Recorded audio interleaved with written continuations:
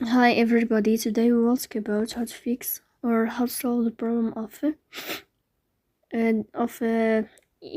installation failed on the application of Gemini. We'll go to settings. In this page we go to apps, default apps, app settings.